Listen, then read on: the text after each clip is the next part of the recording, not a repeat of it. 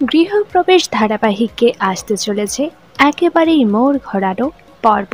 আদ্রিত সরাসরি তার মনের কথা জানিয়ে দিয়েছে শুভকে, কিন্তু তার সেই বিয়ের প্রস্তাব মোটেও মানতে নারাজ শুভ।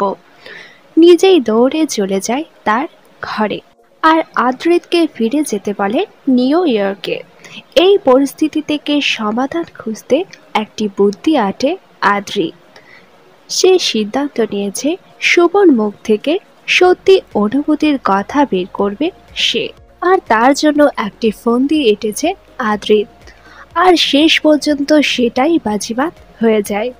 কয়েকজন শুভলক্ষ্মীর কাছে এসে জানায় আদ্রিত খুবই অসুস্থ, মাথা ঘুরিয়ে পড়ে গিয়েছে।